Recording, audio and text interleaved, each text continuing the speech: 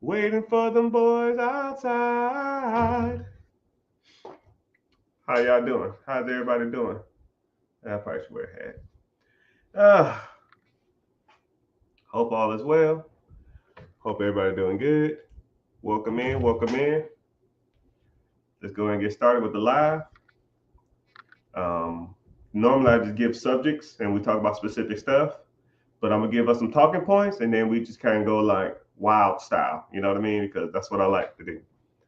Uh, Everybody probably either going to work, getting off work, or chilling, not being at work. It just depends, man. I'm not gonna say I miss working. I do miss the consistency, and I do miss hanging out with like the social circles that come with work. But as far as like doing the same thing every day for 8 hours a day with the commute, nah, that ain't it. I'm done with that, right? So, yeah, but it's all good. Come in, everybody. Welcome, welcome, welcome. We can go ahead and get started. Streaming live on all social media platforms, um, TikTok, Instagram, Facebook, Twitch, Twitter. Which Twitch is weird. It's like a weird platform to me. Like I stream live over there. I don't see how like all these other guys are big over there. Maybe because they've been doing it so long. But every time I stream over there, I get like one person, and then it'd be like the same one person. I don't know. Maybe I need to work on like the metrics and look at something different because I don't know how it works. But if someone want to DM me how Twitch works, please, I would love to get the info. But welcome in everybody. Let's get some shout outs. Where y'all checking in from? Where are y'all residing? Where do you stay? Not your house. Yeah. Yeah, I know Twitch is for gamers, but you got people like Kai, you got people like Aiden. Those guys are always streaming live. All right, so we're getting some people in here. All right, so Miami in the house. I see you. Dallas, Houston, Florida. What part of Florida? You don't have to say specifically. I don't need your address. You know what I mean? I'm not gonna come come to your house. I mean, I ain't got that kind of time. Pittsburgh, PA, California, Hines City, Dallas, Houston, Miami, Fort Pierce. I don't even know what that is, so you ain't got to work on me anyways. So what's crazy? I was Pennsylvania or Pittsburgh. I'm gonna kind of put you on a little game, Mr. Pittsburgh. I'm not gonna um, talk too much about it, but Pittsburgh. I mean, I don't see a lot of city. I see a lot of cities that's. So okay, so let's talk about real estate for a little bit, right? And I'm gonna kind of put y'all on some game, and I want to kind of educate y'all on how a lot of this stuff works. So whenever you're in a city, all cities are conducive to certain things. You can't do certain things in certain cities because the population, the rent rates, the cost of living, and that kind of stuff like that, it makes it hard to do certain things. You know, if I wanted to start a real estate empire, I wouldn't be in San Francisco because San Francisco houses a 3 bedroom, half bath, 800 square feet is $900,000. It's just, you can't build an empire on $900,000 houses. It's just not going to work. And then there's in California, they are not rent friendly. I know people, or I've seen stories where people will rent out their house to people and then they'll not pay their rent and then they got squatters' rights and they ain't got to move out for 6 months. So whenever it comes to certain cities and certain states, it's either conducive or not conducive to work in those or invest in those areas. So the same thing that could be said when it comes to owning a business. Certain states, they're easier to own businesses because the cost of living is cheaper. So the cost of goods sold is typically cheaper too. And when cost of living is cheaper, typically um, the people in that economy or that region generally have more accessible cash. I mean, if I'm in Washington State, people in Washington State have to have more money to live in those areas. They don't have as much accessible cash than someone in, let's say, Ohio or somebody in North Carolina, because the cost of living in those areas are lower. They might not make as much, but what would you rather have? Would you rather have people making decent money and everything's expensive, or people making okay money and everything's cheap? You see what I'm saying? So that's kind of the way I like to see things. You can disagree with me or not. I mean, that's why we're here. I like to talk about certain things, but whenever you're looking at those type of opportunities, you need to factor in where you live as you need to factor in where you live as a type of catalyst or the type of beacon of what you want to do. Like for example, so let's say you live in what's a really expensive place, Washington State, right? Or Washington D.C. is a really expensive place to live, right? So it'll be harder for you to get into real estate in those areas. So you will probably have to look outside those areas. You know, some parts of like New Jersey, some parts of Philadelphia, um, or Pittsburgh. Those type of areas are better and more conducive for real estate. Now, if you want to get into business, Washington D.C. would be a good place for business because a lot of people commute to that area, do their due diligence, and then they probably bounce out of the area. A lot of people probably don't live in the city. It's like a commuter city. So if you have anything that people can grab food and go, those, you know what I mean? Those type of things you need to start thinking about. So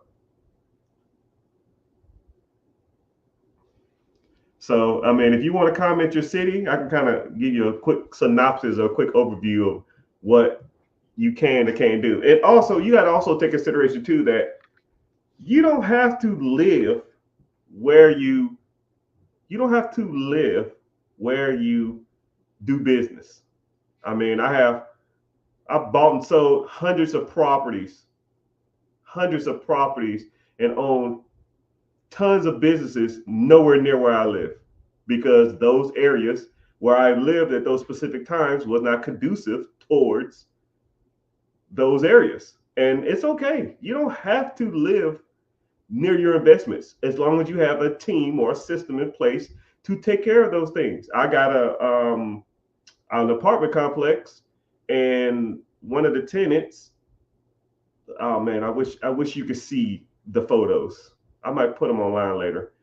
The individuals that lived in this place, like the toilet had no lid. It was like plaster falling off the wall. The kitchen cabinets was falling off. It was like a bug infestation, and I'm just like, who the hell lives here? And I'm talking to my one of my property managers, and she was just like, this is horrible. I said, well, go ahead and give me a quote. I got a buddy in that area named Carlos. Carlos fixes pretty much everything in that area. Latino dude, a little older, man. That dude had that whole place spick and span in a week.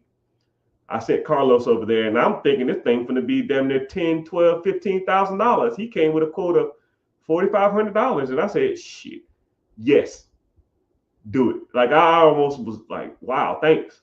And he was like, oh yeah, your screen porch is messed up too. I'll fix that too for an extra $250. I said, deal. You know what I mean? Because I have a team in place, I have systems in place, and I know Carlos gonna have that place spick and span, rent ready. What was crazy part about it is I was under renting that place out because I knew it was a crapshoot. I was only getting $600 a month in rent. Now when Carlos does his magic, I'm gonna raise the rent to about $1,200. So now, you know, after 6 months, I got all my money out the deal, and I'm right back on top. I mean, and that's the game, people. That's how we do it. You have to look at these things as an investment. You don't look at this stuff personally. I don't give a damn if someone trashes a place. I don't care, right? I'm getting mine as soon as you leave. Oh man, I'm getting my deposit back, and I'm leaving. I ain't paying nothing. Cool. All right, fine. Take it easy, right? If that's the type of person you want to be, I don't care. But when you leave here, I'm gonna raise the rent. 10, 15, 20, 30, 40, 50%.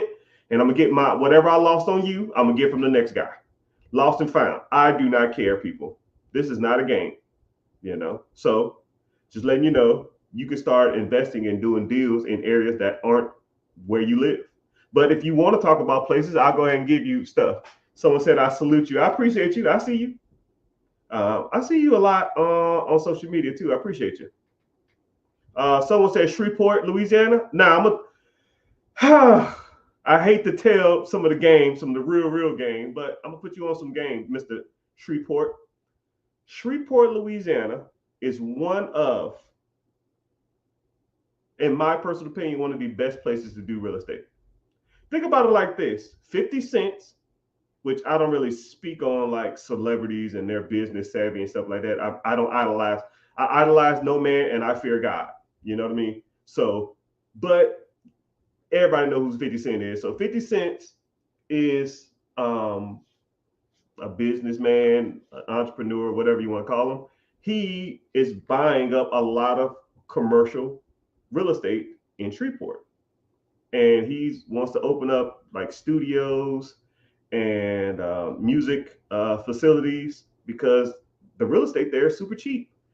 One thing about Shreveport is the rent rates are going up, but the property values aren't going up. And Section 8 is actually going up too. So Section 8 vouchers are going up because the cost of living is going up all around the United States. So Section 8 tenants are actually giving more money for their place to live. The home values really aren't increasing, so you can buy cheaper homes in those areas. So you just got to know where to buy them at. And I actually got some boots on the ground in that area who I was going over some of this stuff with, and we're gonna get some stuff. We're gonna get some motion in that area. But you know, I don't like to tell all my business, but hey, a lot of people. I'm gonna put you on some statistics. I can, if it's 100 people in this live between Facebook, Instagram, YouTube, Twitch, Twitter, TikTok. If I told 100 people in here, this is what you need to do to be rich, I can say it verbatim to the point. Only 3% of those people will execute it. So it ain't even the fact that what I'm saying is legitimate or not. People don't put in the work. You know, I had a consultation with a guy and I was telling him exactly what to do, or I've had consultations with people and I'll say, yo, do this. Specifically, go to this site, click on this button, sign up for this, go here, register here, do this, do that, do this. Talk to the people 3 months later. Hey, man, I gave you 10 things to do. How much of it did you do? Well, man, I've been busy. See? I mean, and then the bad part about it is that statistic goes up once you pay for the information. So your percentage goes up from 3% to 9.5%. I'll round it up to 10%. 10% of the people take action when they pay for information. And that would, you would think that would be even more. So I could be in here. Someone said, true, that's interesting. Yeah, man. I ain't gotta lie about the numbers. I just know the statistics. I mean, I can sit on here, I can literally tell if someone asks me something super specific, I literally can tell you verbatim how to do it, and one person, maybe 2 people will do it. So it ain't even the fact that what I say is true or not. It's just people just don't take action. People are scared. People are afraid. People are afraid. You know, people see their lives as like a fragmented state. They almost see it as like the edge of the cliff.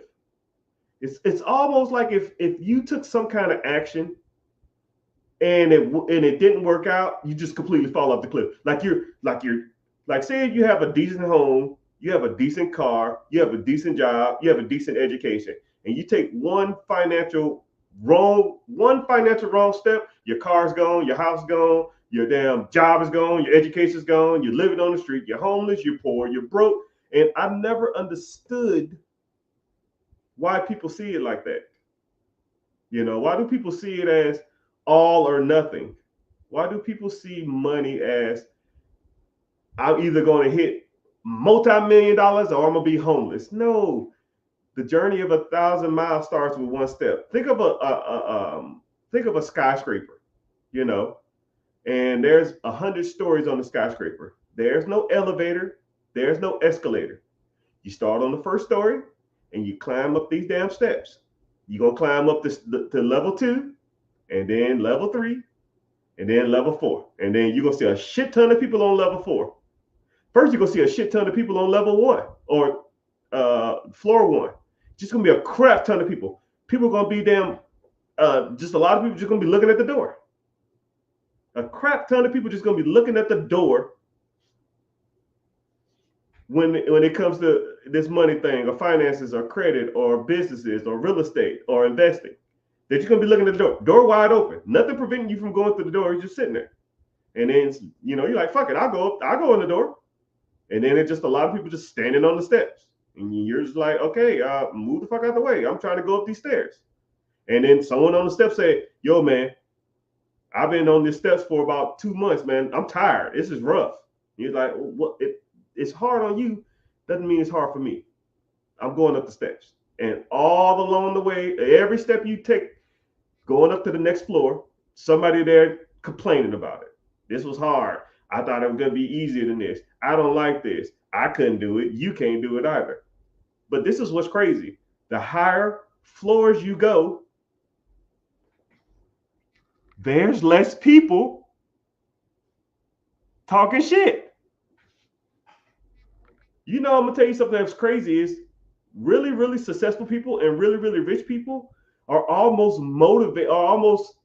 encouraging people to get to the next journey, to get to that next level. Why do you think so many people who are successful talk about like motivation? Right? You can Google Steve Harvey, you can Google Shaquille O'Neal, you can Google Jeff Bezos, you can Google Elon Musk, and they all talk about the same shit. Or even me, because I want to encourage you to get to where I am because I've done it. Because I had the doubters, I've had the naysayers. I was on the first floor at one time. I just kept going up the steps, and I didn't give a shit what nobody on any floor told me. I'm going to the 100th floor. You can shut the hell up and come with me, or you just stand on the steps and complain the whole time. And then the higher I got, I started meeting. Now I'm on floor like 6, 7, 8. Then I started meeting people. Hey, man, you going to the 100th floor? Yep. Shit, me too. All right, let's go. All right. How's your day? I'm doing great. How's yours? I'm good. And you just keep going up. You keep putting in the work. I don't give a shit how tired you are. My legs hurt. I got a headache. I'm tired. I want to go to a cookout. I want to sleep in. No. I got shit to do. I got shit to do. Right? Someone said, business credit changed my life. Now I run a brokerage doing multiple 6 figures a year, folks. Gotta listen. Hey, motivation from a successful person. Wow, go figure. He's working his way up the ladder or up the floors. And he's saying it to y'all. Y'all gotta listen. He's screaming from the top, just like me. Y'all gotta do it, man. All you gotta do is do it. I know it sounds kind of corny. I know it sounds kind of cliche, but you know, I see it all the time. I'll give you a great example of a mentee or a student of mine. It was this female, and she came to me and was like, yo, Mr. Rich, I want to buy this particular business. I want to buy this particular business. I ain't got no money. How's your credit? Credit good. Cool. Let's set up you some business funding and some business lines of credit. Let's see some get some motion, right? So that took about 2 or 3 months. She got some motion. The motion was, I think she got like $50,000 worth of business credit. $50,000 worth of business credit. She was looking and looking and looking. She found a business for sale by owner. And it was it was like a health spa, but it was like they did like but bikini waxes. Not, it wasn't bikini waxes. It was like eyebrows and facials and that kind of crap like that. I don't really remember, but I know it was something like some kind of beauty spa or something like that. I don't know. And she couldn't find the information to the woman. So we looked up the business. We found the woman's information. We contacted her on Facebook and we started negotiating the business on Facebook. The woman said that she wanted, I forgot what she said. Man, I don't even remember what the hell it was. It wasn't even expensive. I think it was like $100,000. The woman said she will finance the business. The woman said she will finance the business. She just needed to put $20,000 down. I said, well, shit, you already have $40,000, $50,000 worth of line of credit or something like that. Just use the line of credit to fund the down payment. And it was bringing in a crap ton of money. I want to say this bad boy was bringing in about a $140 a year or something. It was nuts. I don't remember how much it was. It was a lot of money. It was bringing in to the owner. So I said, well, shit, if you can just pay her, $30,000 a year, you're still positive $100,000. She said, yeah, that sounds like a deal. I said, okay, let's go. Let's do it. She said, let me talk to the owner one more time. I was like, okay, cool. Here's your contact information. Then like a week later or something like that, I just happened to message her because I was just curious. Hey, did you contact that person? No, man, I'm just thinking it over. I'm trying to weigh my options. I was like, what the kind of options you need to weigh? What options are there to weigh? There's a business for sale for $120,000 or whatever the hell it was. She wants $20,000 down. You got the line of credit. She's going to owner finance you. You pay her $30,000 out of the $140 it makes a year, or I'll say $40,000. I forgot what it was. I don't remember. It brought in $140 to you. Your debt servicing is $35,000 or something like that. You'll still be making $105. Even if you just took it for 1 year and paid off all the debt, you're good. You're good. Man, let me think about it some more. I'm not sure. And I was like, where's this building in proximity to you? She said it was like 8 minutes from our house, which generally you're going to have to find when you're looking for businesses, you generally going to be looking for deals outside of your area. And I was just like, 7 minutes? And it was absentee because the woman who owned it lived 4 states over. The woman who owned it lived 4 states over. So she didn't have to be there. So I said, okay, I don't know what you're thinking about. I don't know what the hesitation is. I don't know what's going on. You need to hop on it. If you want to do this, you need to do it. Stop hesitating, right? I mean, I'm not trying to force your hand. But she was like, well, I'm just scared. I don't know what I'm really doing. I said, well, okay, well, talk to the owner and hire them as a consultant in the business, right? Have them on speakerphone or have a meeting with them at least once a week or every 2 weeks for like 15, 20, 30 minutes a day or that day to understand how the business works. Okay, cool. I'll do that. I'll look into it. Month later, hey, what happened? Man, I just didn't do it. I wasn't feeling it. All right, whatever. And then this is what's crazy part about it. This is where it makes me upset. It was like 3 months later, maybe 4 months later, she calls me or texts me and says, hey, I thought about it and I prayed about it and I think I'm ready to do it. I said, okay, why are you telling me? Message the girl. Like, I'm not even in this no more. I'm already done with it. I did my part, right? I got you the funding. I gave you the understanding. I broke down the numbers. I got in contact with the person that's selling it. What do you do? Damn, hold your hand down and make you sign the paper? I mean, there's nothing for me to do here. I'm not going to sit here and beg you to damn climb these stairs. You got to get to work, right? You got to take a damn chance. You got to take a leap of faith. And she messaged them and said, oh, man, she sold to someone else. whatever. All right, well, I'm gonna keep looking at bye. Well, I'm gonna keep looking, and if I come up with something else, well, whatever, man. Sure, it's probably gonna be the same thing again. I don't got time, right? When those opportunities come, man, you gotta hop on it, man. When those opportunities come, you have to hop on it.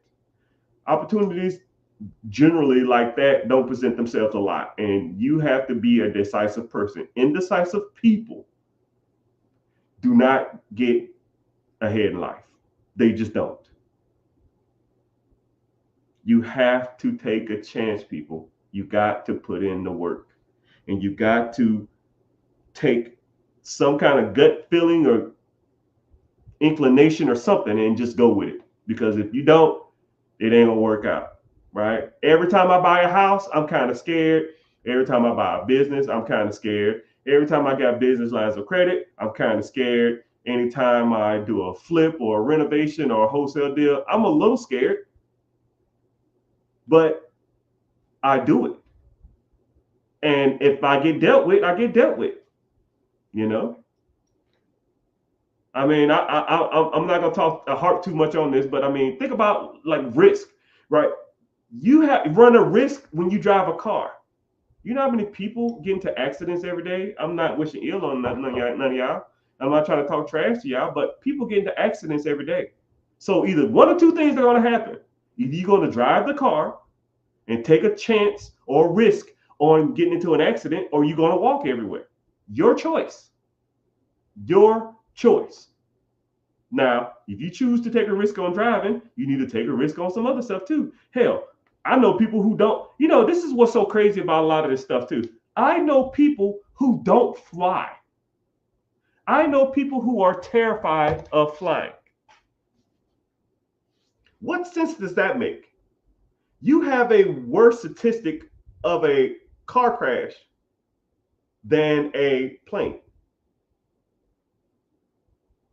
but you're scared of cars. I mean, you're scared of planes. Shit, statistically, you should be scared of cars. Cars are way worse than damn planes. Way worse. Way 100 times worse. I could almost name 5 other modes of transportation that's worse than damn planes. Motorcycles are worse than planes. Bicycles are worse than planes. Skateboards are worse. You are more likely to be injured roller skating than you are in a plane. Think about that. You are more statistically more prone to be injured in a roller skating rink than you are on a plane. But people are afraid of planes. People aren't afraid of roller skating. Roller skates? Really? Bicycles.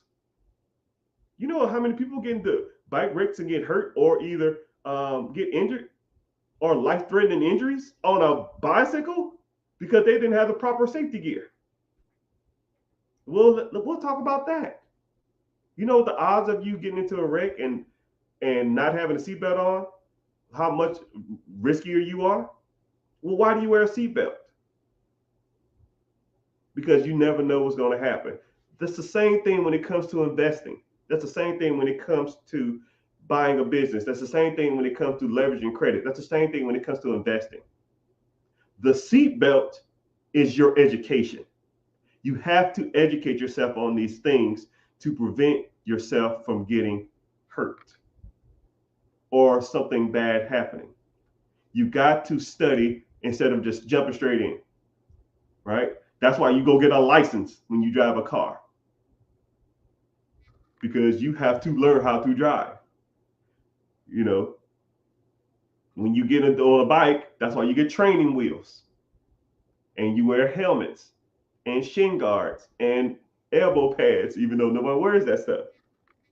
You have to educate yourself. And that's where I come in. Ding, right? I help people and educate them on things that actually work and things that don't work and things that I've seen people do and things that I've done and things that work for me and things that haven't worked for me, right? I mean, I'm not saying that I'm the know all be all, and I'm not gonna say not everything's gonna go perfectly because hell, I still take L's. You know, it happens. Just like I said, I had a person trash a unit one in my apartment complex. Somebody trashed one of my units. I thought it was going to be $15,000 worth of damage, but it ended up being like $4,500, $4,600 worth of damage. And a lot of people thinking, well, $4,600 is a large L. Well, you see $4,500. I see I was charging $550 for that place, and they was there. They was like grandfathered into that house or that property. They've been there for years, and I never raised the rent on their asses. But I was charging them $550. Now I could put a tenant in it, and I could charge them $1,100. So you see, man, I got to pay $4,500. I see I'm going to charge somebody an extra $650, $600 a month. After 10 months, I got all my money back out. Hell, in a year's time, I'm up $1,200. In 2 years' time, I'm up $8,000. And that's the difference. Some people see the cup half empty. Some people see the cup half full. You know, you got to start seeing the cup half full, people.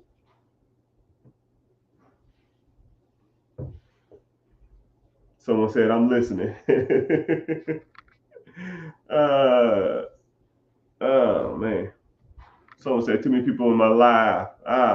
I'm broke and scared of leaving those behind. Leaving who behind? Right? I don't know. You know what that means? Leaving who behind? You're broke and you're scared to leave your family behind. If you're broke now, what kind of damn inheritance or anything you're gonna leave anybody? Nothing. You're just gonna leave somebody a problem. When you pass away, you know what's kind of crazy? I'm not trying to talk morbidly or anything, but when you're no longer here, someone has to take care of that. You know, either they're going to be upset that they had to deal with it, or they're going to be at least appreciative because you did some things to prevent them from dealing with a lot of crap. You know, I was just watching a video the other day, and it was showing like caskets and stuff. Some of these caskets are like $15,000. I was like, bro, I'm good. I'm going to Home Depot and building me a box. But you know, when I'm gone, my kids and the missus, if she's more likely she'll be around, they're gonna get an abundance of money, and they can do whatever they want to with it because I don't care. I don't need it. I can't do nothing with it. Just bury me in the backyard. I'm about to flame on this body, but I probably won't. I don't really want a.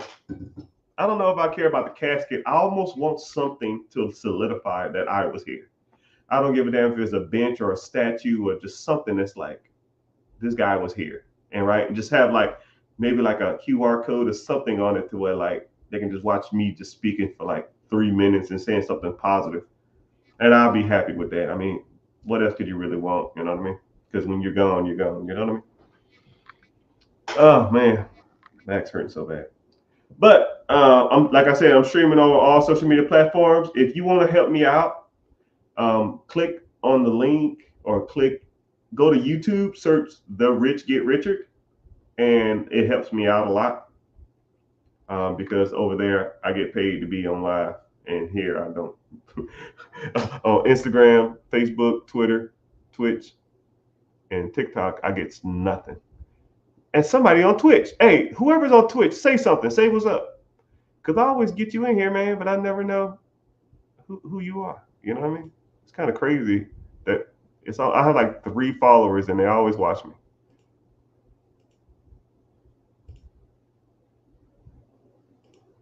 But I appreciate y'all being here, though.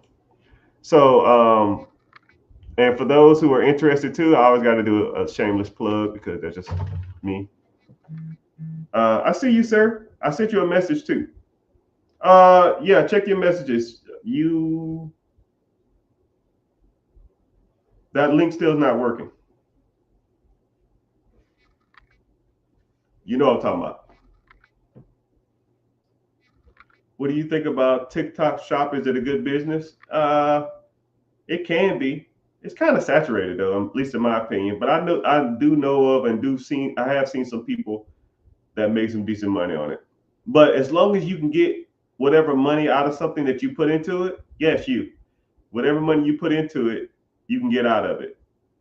Right? That's the easiest way I see it. Like, let's say if you wanted to start a pressure washing business, or I'll even use a landscaping business, right? Let's say you go buy a lawnmower, let's say it's a couple $100. You buy a weed whacker, that's $100. You buy a leaf blower, that's $100. And you buy a gas can, that's a $50, and then you buy a trailer, and that's $400, right? Let's say you all in like a grand or something. As long as whenever you start cutting grass, I don't give a damn how long you cut grass. As long as you get your $1,000 out of it, then you're good. So if you're going to do anything like that, as long as you can get your money out of it, that's fine. Someone said, "What do you think about investing in a small nursing home?" Home services, assisted living facilities. I think those are going to be the next big trend. Okay. Here we go. I'm gonna just start saying stuff, and then I'm gonna do it backwards though. Okay.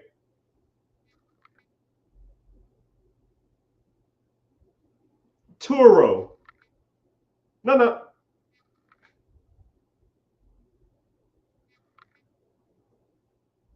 Okay, I got you.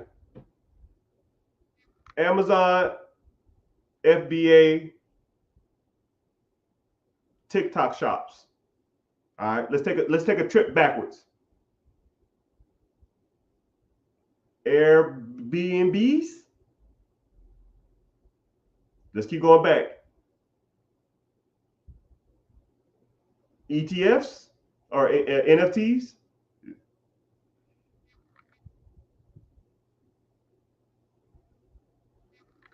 Crypto ish. Turo slash Airbnbs. And then the list goes on and on and on, right? Like, I think that we all go through a cycle of things that people try to make money on. I think my personal opinion, or I didn't even factor in the Lyfts or the Ubers or the DoorDash. I didn't factor that in either. That was back there too. Those are opportunities that people got in on and was making money, right? So, a lot of those areas over time got saturated. So if you try to get into Airbnb now, it's saturated. Amazon FBA saturated. Crypto kind of saturated. If you wanted to get into Airbnb or Turo hosting or any of that stuff, all that stuff's kind of saturated now. The market, to me, coming here soon is going to start leaning towards, I think, nursing homes and assisted living facilities, and converting. And something else that I feel like we're going to be leaning towards is also, I have a buddy that's doing this right now, and he's killing it. And we ain't there yet, but it will happen. Mark my words. And it's one of three trends that you probably didn't even heard of, but this is where the market is going. It's joint family living and joint housing and shared living facilities. Okay, now call it, mark, take a picture, write this down. You can do with this information as you want. Housing is becoming too not affordable enough. I mean, it's becoming too expensive. So what these people are doing is one, they're building houses, and they're making the houses designed for two families. So I want you to think about what I'm saying. Not a duplex. No, no, no, no, no. Like, think of your house, or think of, like, if you know somebody with a bigger house, they'll have like stairs and a downstairs. And the upstairs is for one family, and the downstairs is for another family, and they share the garage space and they share the living quarters, but they have their own like separate spaces, right? And then also too is what they're doing is they're converting. A lot of people are talking about. A lot of people are doing this. They're converting houses into multi-unit houses, multi-living facilities. So they'll take a 4-bedroom, 2-bath, and they'll take it and make it like a 8-bedroom, 3-bath. Almost like a college style. So you stay in your little room. There's a common area, and there's a common kitchen, but everybody stays in their room, almost like a dormitory. And then if you think about it, so let's think about it. Let's say if rent downtown Houston for a 1-bedroom, 1-bath is 15 hondos. Okay. If I can live with 8 other roommates, I can pay $700. But $700 for 8 roommates, 8 times 7, that's $5,600. So I can take a house that my mortgage is $3,000 and I convert it to a house that rents out rooms. Now I'm charging $700 per room. I have 8 rooms with common areas. Now I can make $5,600 off a house that I could only rent for $2,500 to $3,000. You see what I'm saying? Now, and then also assisted living facilities and or nursing homes. You take a 4-bedroom, 2-bath house and you convert it to a 5-bedroom, 2-bath. You convert all the showers and stuff to make them step in, and then you hire somebody to like live there the whole time, and now you're charging the state $5,000 a person. You got 5 people in there, you're making $25,000 a month. You see what I'm saying? And your employees ain't gonna be no $25,000 a month. Your rent and your mortgage ain't gonna be $25,000. You might pay a couple employees 10. You might pay $5,000 in food and living expenses. You made $10,000 just from converting a house to an assisted living facility or a nursing home. This is where the money is made, people, right? The people got on crypto early. People got on to Turo early. People that got on to Airbnb early. People got on to Lyft early. People got on to Uber early. This is the trend that I foresee happening. Okay, so do with that information you want. Like I said before, only 3% of the people are going to listen to what I say anyways. But this is where the game is, man. This is where the market is shifting. Now you can hop on it early and be ahead of the trend, or you can wait, a couple years from now and you be like, damn, I remember whenever Mr. Richard told me about this and I should have listened then, but I didn't do anything. And I said, well, what do you do, man?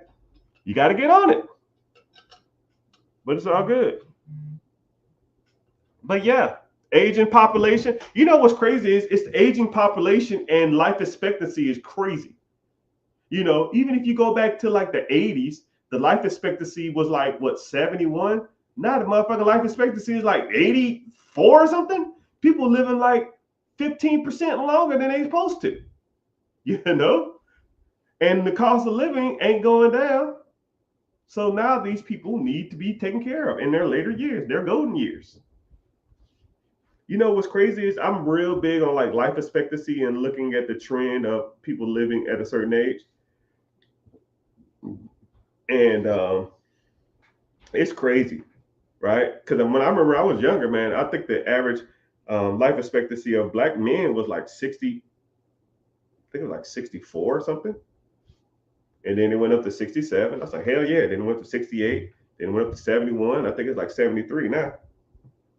And hell, whenever I get 73, hell, it probably be down there 77, right? We are living longer because we have access to information, modern medicine, We understand health better. We understand putting all this crap in our body, and people want that longevity. We want that peace of mind, right? I'm gonna work out every day of my life until I can't work out no more, because I do not want to be carried around and taken care of in my 60s and 70s and stuff, right? I'm good, right? I always use this analogy to what I think about. What's happening? I see you. There was a guy who we used to go fishing with. His name was Mr. Tony, and Mr. Tony was like 82. He was skinny, but he had a gut, if that makes sense. And we would see him walk into our fishing hole every day, and he'd be up early, man. I mean, this dude would be up at like 4 in the morning fishing, and we'll be walking up the hill. We walk up the hill. It's like we weren't doing the hill, but it was walking up the way, and he'll be coming down. Um, and we'll see Mr. Tony. Hey, Mr. Tony, you caught anything? Yeah, man, I caught all the fish. You know, he loved catfish, man. It's a nasty fish though, but it is what it is. Catfish is actually good, but it's a bad fish. But we went up there. We go up there, catch fish, and then we'll come home. We'll scale it, cook it, skin it, get all the bones out of it. Man, I can't believe we see chicken bones like that. Oh, fish bones. That shit was nasty. But back in the day, I didn't realize what the hell was going on. And then one day, we see Mr. Tony walking up the hill, down the hill all the time. And then one day, um, we didn't see Mr. Tony no more. And they was like, "Yo, Mr. Tony died." I'm like, damn, what happened? He said, he just died. He had a heart attack. He just didn't wake up. I don't even know what happened. I just know he didn't wake up.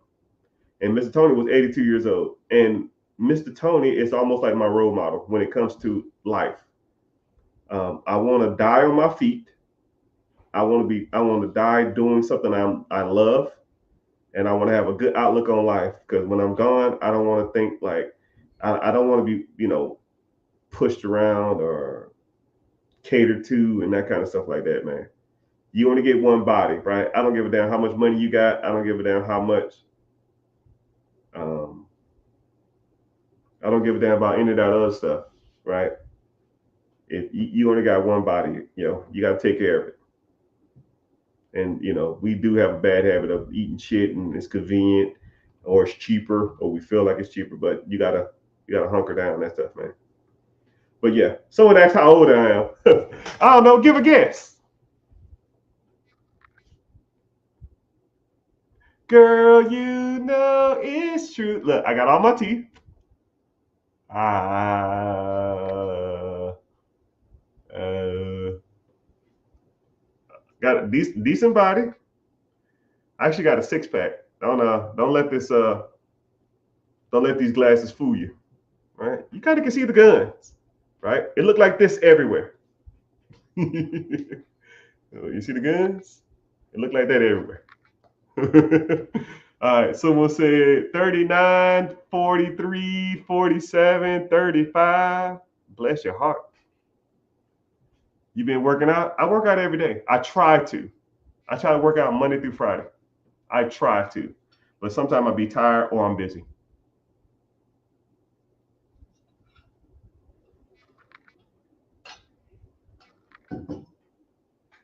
But I'll give you a hint.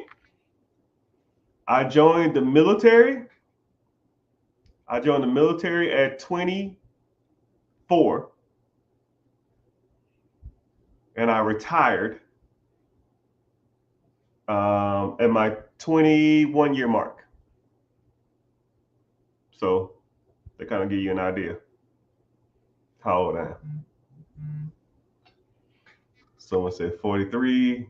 Hey man, your math sucks.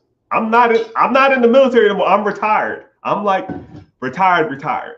While I was in the military, if you don't know, I was buying up all these properties. I was literally buying up one property a month. And those properties was producing anywhere from $300 to $1,000 a month of cash flow. So 56, god dang, brother. I was buying up a property that was generating anywhere from $300 to $1,000 a month of cash flow.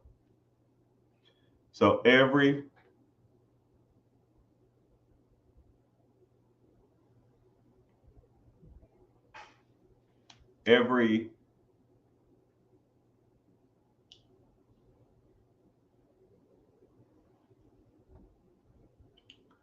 every yeah, I just buying up all this property, and after a while, I had so many properties that I didn't need to work no more. But I knew that one day I was going to retire from the military, so I could get out the military and not have insurance. So I did my time in the military, so I'll have insurance for the rest of my life. That's the only reason I stayed in, you know. But I was almost at my like 10-year mark, and I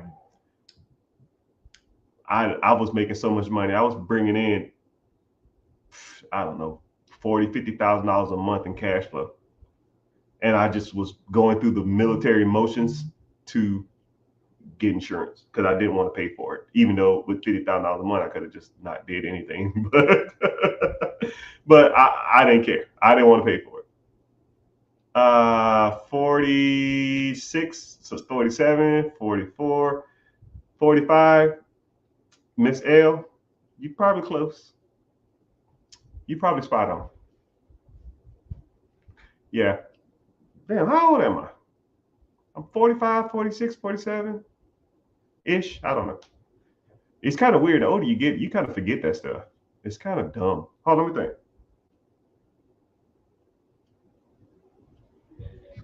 Damn, I don't even remember all that. I gotta look it up. I gotta do a math. I was born on a weird year, so it's like it throws me off.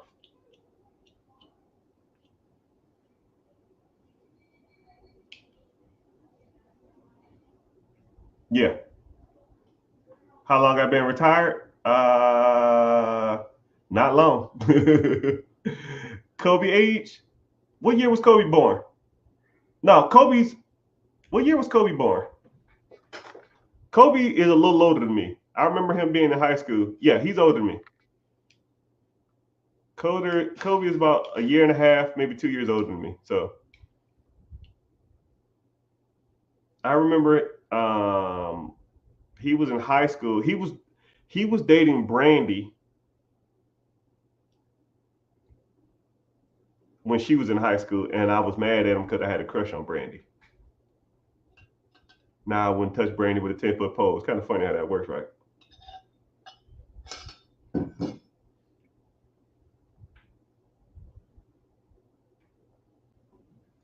Yeah, he was dating her in 1995. Damn, you are old. How old are you? You must know it. You must you must be around about the same age because you know all of them, all the stuff that was happening.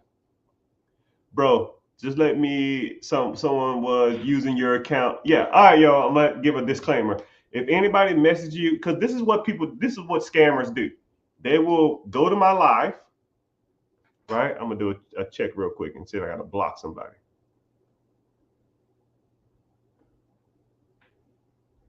Scammers, what they'll do is they'll come into my live and they'll look at all the people in the live. 34, my G. So I thought that what they'll do is they'll go to my lives and look at the people in the comments, and they'll send you a message, and they'll have my profile pic, they'll have everything. So you got to look at the.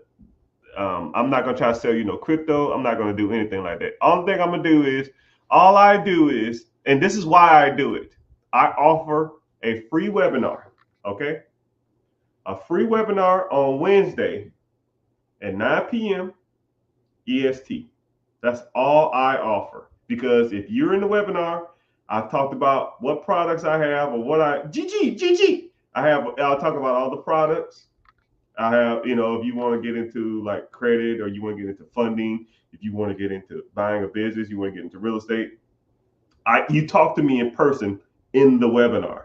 That's why I do it like that because I don't want people to, send random money to people on the internet, and there's a lot of impersonators out there. So if you're not physically talking to me about something that you want to get accomplished, then more than likely it's not me. It's actually it ain't me.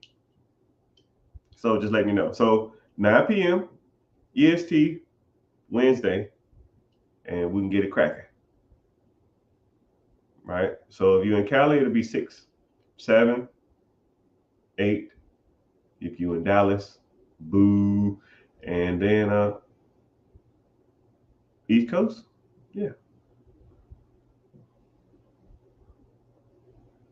Someone said absentee owned. Yeah. So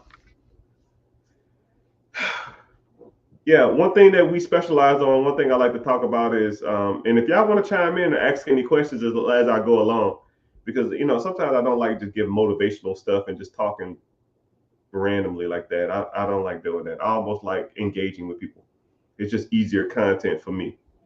But one thing I like to do is I like to focus on the pillars, right? We talk about credit, building your credit profile, FICO score, credit score, Experian, Credit Karma, TransUnion, Equifax.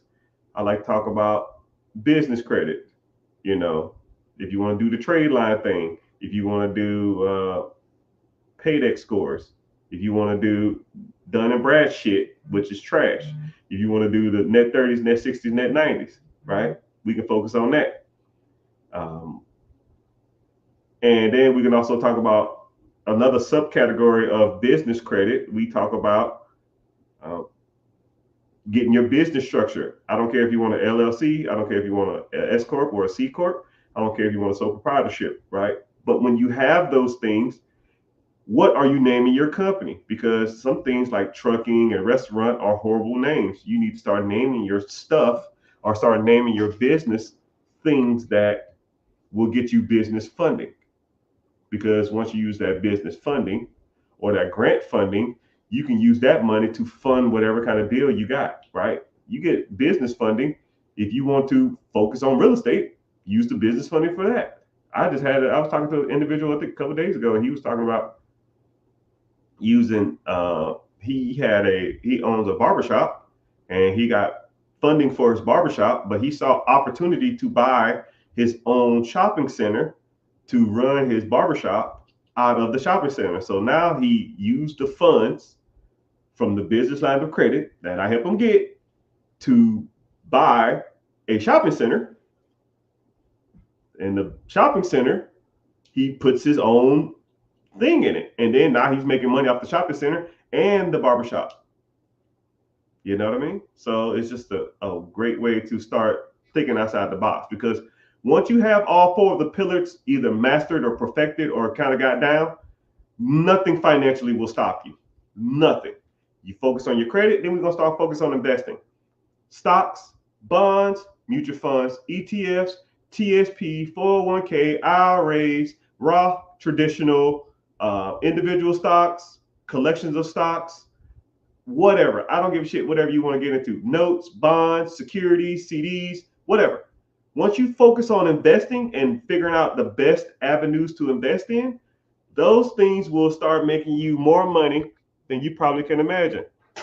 So whenever you start bringing in money from your job, or you start making money from your business, or you start making money from your real estate, you don't take that money and then just go buy rims and Escalades and Hellcats. No, that's done, right? Someone said thank you. Somebody just texted me about some crypto. Thank you. See, it ain't me. It's a fake account, man. Them damn scammers, boy, they be on it. So also, then we got to start focusing on um, ownership. I don't care if you own a laundromat. I don't care if you own a vending machine route. I don't care if you own ATMs. I don't care if you got cars on Turo. You got to work. You got to start having money that makes you money while you're sleeping. And when it comes to ownership, it's generally only four ways you can make money: educating somebody, selling something, providing a service, and it's one more I can't think off the top of my head. All right, but anyway, you get the gist. Once you've mastered those, or selling something, or any of all those spaces, owning something that pays you while you sleep, and is servicing one of those four things, because that's pretty much the only four ways you can make money in the world. That's not working, right? We're done with working. That's a slave's mentality. We're done with working. Okay, you got to start focusing on stuff that makes you money while you're sleeping. My stocks, bonds, mutual funds, real estate, businesses, whatever. All of them make me money. My lines of credit, I use my lines of credit to buy more real estate. I use my lines of credit to buy businesses. I use my line of credit to fund whatever deal I got going on, right? And them deals are making me money as we speak. Right now, somebody's sending me some money. You know, it is what it is, right? Especially the first of the month. I mean, actually, it's really not the first. It's actually the 7th through the 9th. I get 5 figures deposited in my account every 7th of every month. And it's so bad that I don't even look at it no more. I don't even care. Right? My damn property managers could be ripping me off $10,000 a month each. I wouldn't even care. Right? I don't even look no more. Right? But that's how it is, though. You know, it is what it is, man. Every once in a while I go in there and check, and every once in a while I call a bluff too. I think I did it actually earlier this week. Something came up and I said, okay, cool. Show me this. And it was like, damn, all right, I got you. They showed it. I was like, okay, cool.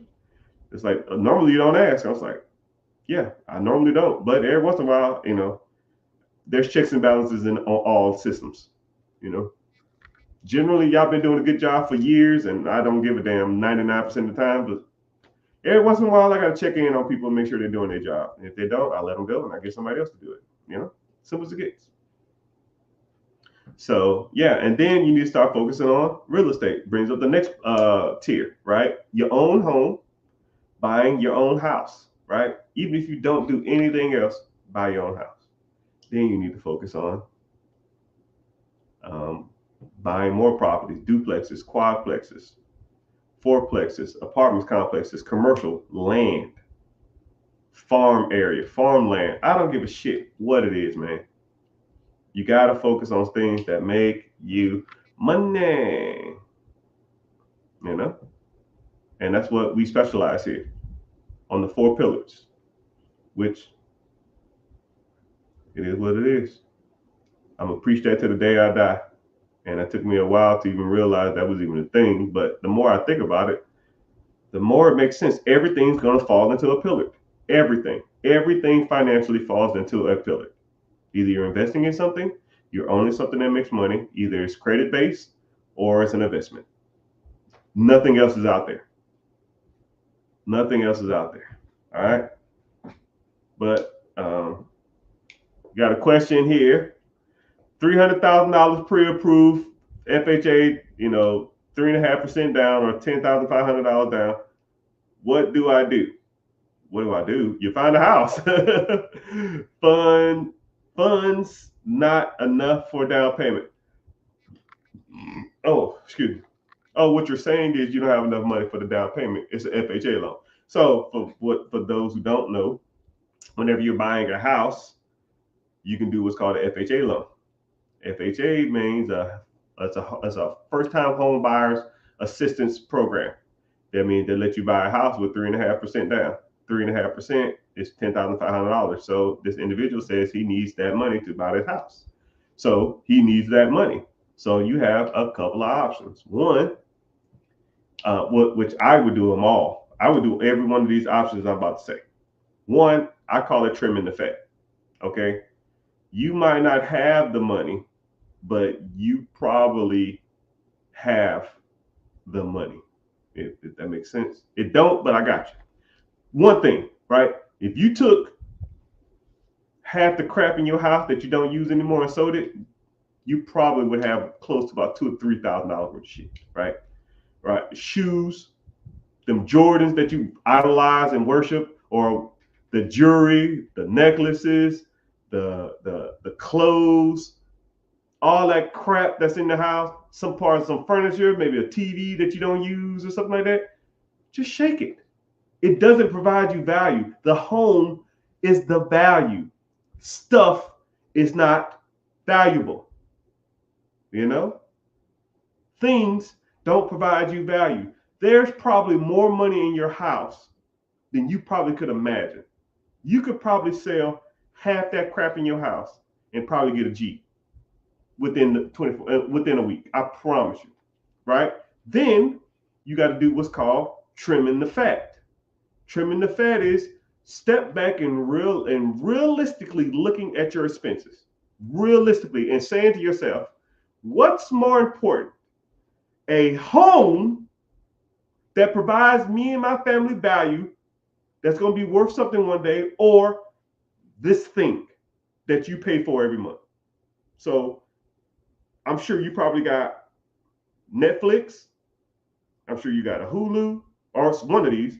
Hulu, Netflix, Spotify, YouTube Premium, Disney Plus, Paramount, um, Amazon Premium or some shit. All right, that's $100 a month. Just that, just those right there, $100. So why are you paying for all this shit? Because you want to watch Love Island and listen to music at the gym? What'd you do at the gym before you had Spotify Prime Plus or whatever that shit is? What'd you do before that? Download the shit to your download a song to your phone and just listen to the same 20, 30 songs over again? Okay. You're not, a lot of people just don't want to sacrifice their livelihood for a better life. You want to keep your amenities cool, but you don't want to put in and do the things to have those things. Okay? And then, like, if I asked everybody in the chat, how many times did you eat out this week? In the last 7 days. How many times did you eat out? 2, 3, 4? The average person, the average family of 4, spends $3.75 when they eat at home. The average family of 4 spends $21 when they eat out. So if you have a family of 4 and you ate out 4 times, this is 3rd grade math, people. $3.75 deducted from $21 is $18. 4 times a week is $55. $55 times a month is $220 just in eating out. There's your money right there. Just in eating out and cutting subscriptions, that's $400 a month. Just in that. 10 months, that's $4,500. You halfway there.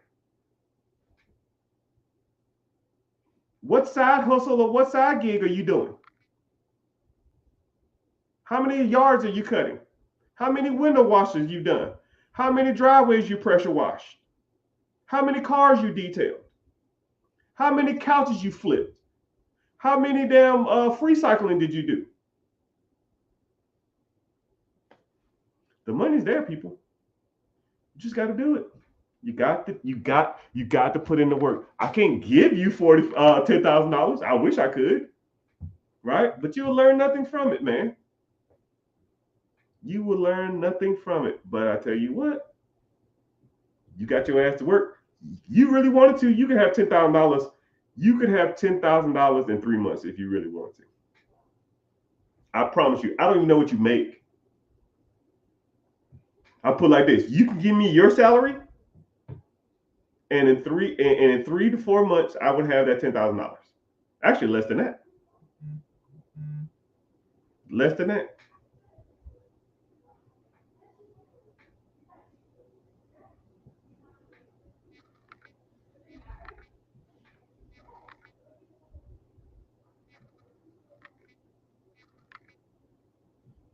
Yeah, there's your money right there. Well, cut the fat. All your subscriptions are eaten out. Don't be going out to the club, drinking and smoking. You got to cancel that shit. We done with that, man. You trying to buy a house or you trying to, then get you a side hustle or something like that make you the extra money. Save up the extra money. Right? And those just 3 ways. I just gave you that top of my head. Don't let me really sit down for more than 20 minutes and really give you some game because shit, that really hook you up then. But I tell you what, if you really wanted to fast forward the stuff, or even like garage flipping, garage sale flipping stuff, or even free cycling, garage sale flipping. Like I'm gonna put you on something, right? I'm gonna tell you. There's a guy. Okay, I have a community, and I told my community. Somebody asked a similar question, man. I need to save up money. I need to do this. I need to do that. And they came to me. So they said that, and I said, okay, cool. This is what we're going to do as a community.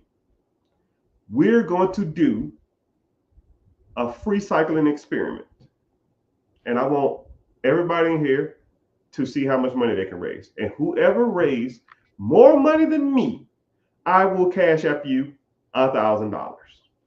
Okay, $1,000. 1 week.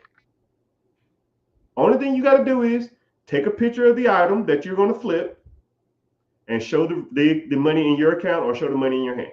That's all you got to do, right? Now, I did it just to show people that it could be done. I did it for 2 days. I didn't even take the whole week. 2 days. And I was at $900. 2 days, $900. I started the experiment on a Friday. Saturday morning, I got a 95-inch 3D TV for free, a treadmill, 2 couches, and a washer and dryer. All of it for free. I charged, the TV made me the most. I charged a $20, $30 delivery fee, a $50 delivery fee. Someone came and picked up everything else. The washer and dryer, someone picked up. The couches, someone came and picked up. And whatever else I had. The treadmill, someone came and picked up. I made $900. I started on Saturday. I was done by Monday. And I said, yo, I'm waiting on y'all. I'm going to stop doing this because no one in here is going to get over $900. And they weren't even close because they didn't really do it. Right? I could raise $900 in 2 days. Imagine if I did a month. A month? Shit. I'll be at $5,000. 2 months, I have a down payment on the house. I'll tell you that damn much. And all I did was drive neighborhoods at garage sales. I drove neighborhoods that had garage sales. And when the garage sales was over, I went and asked the people, hey, man, what are you going to do with this? You going to get rid of it? If you're going to get rid of it, I'll just take it from you right now so you don't have to sit it out on the side. $0 in, $900 out. Take them, clean them up, put them on Facebook Marketplace. And the bad part about it is I had like 5 or 6 other items, but I didn't even care. I was done. I got my $900. I almost felt bad taking the $900 because I didn't need the money. I was just doing it just to do it, just to show people that you can make money out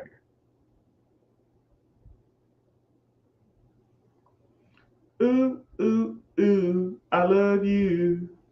I wish you would recommend something someone do with $10,000 if they were to come to such money and earn it. Okay. I'm gonna read that again. What would you recommend someone to do with $10,000 if there was to come to you into such money or earn it? I don't know what you're saying, but what would you recommend someone doing with $10,000? That's pretty much what you're saying, right? I would, first of all, 4 pillars, talk about all the time. I will focus on my credit, get my credit right, and then I would focus on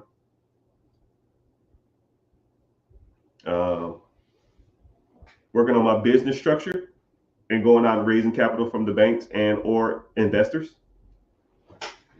Someone said, yeah, someone texted me right now saying that they're me. Like I said before, y'all, if someone texts you talking about they selling crypto, don't do that.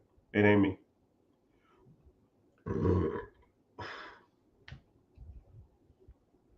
Yeah.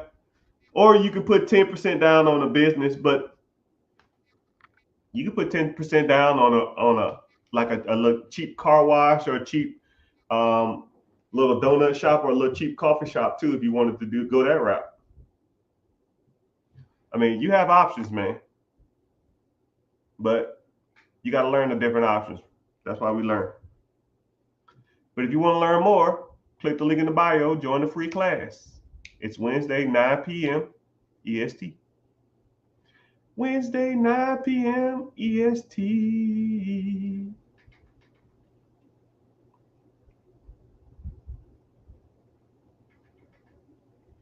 I haven't shared to broker yet, 90-day rule. I don't even know what that means. But it's all good. It's all good. I'm in love, girl. I'm so in love, girl.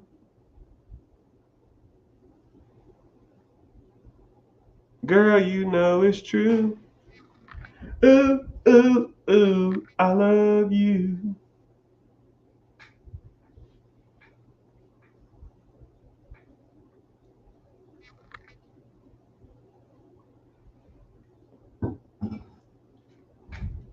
Girl, you know it's true. Ooh, ooh, ooh. We talking about that site? I'll send it to you. How that'll work?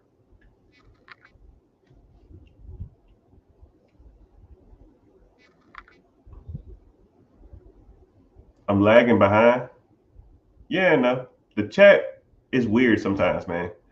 Like I'm streaming on 1, 2, 3, 4, 5, 6, 7, 8 different sites.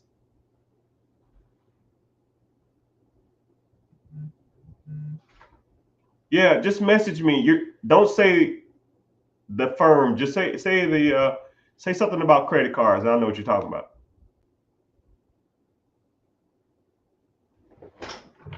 But hey, just do this right now. Look, I got you. Give me a sec.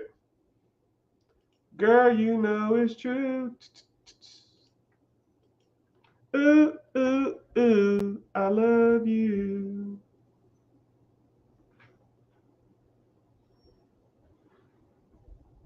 You good?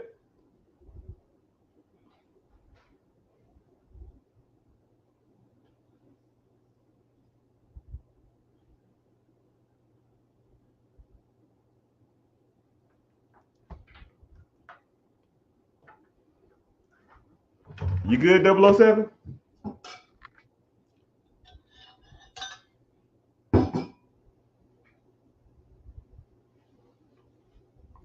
I could have sworn I showed you that before, though. Actually, I knew I showed you that before. You weren't paying attention. What can you tell me about starting an LLC? Yeah. So whenever you want to get into an LLC,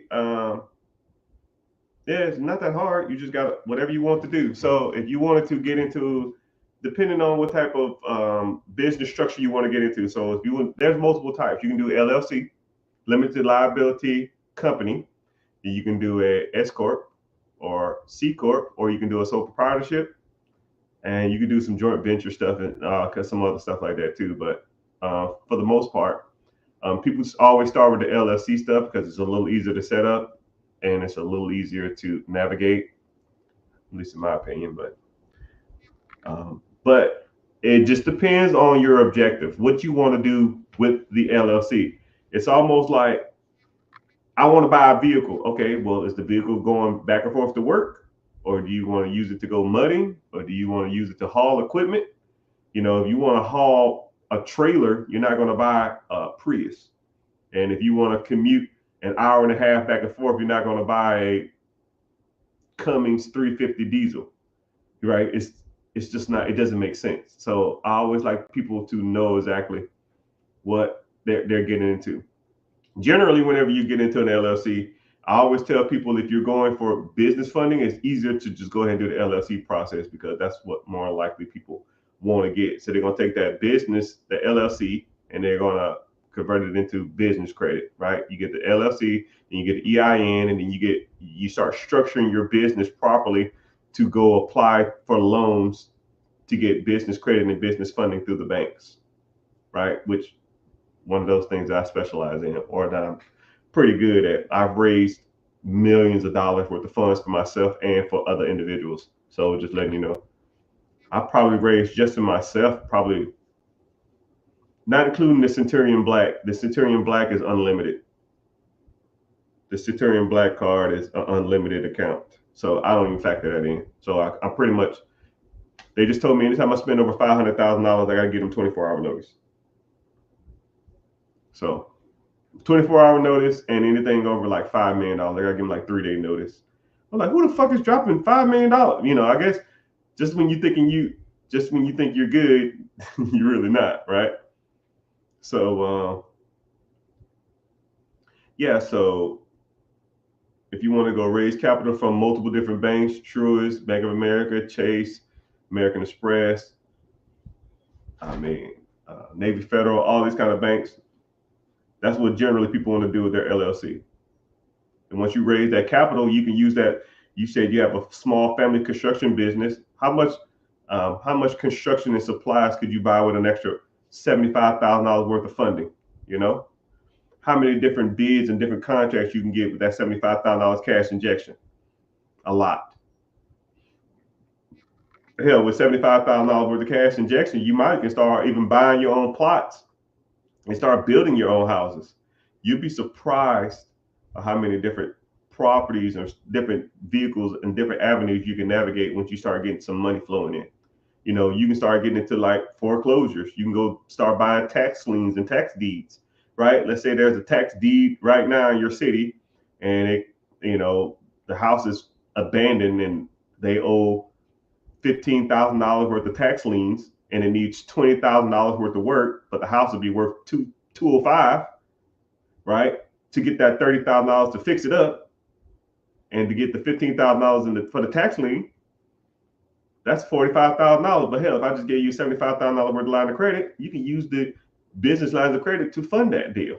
Now you're up a property, you go cash out refi at 80% loan to value. You get a loan for 170, you pay back the line of credit, and now you're up $100,000. You don't pay debt on, you don't pay taxes on debt.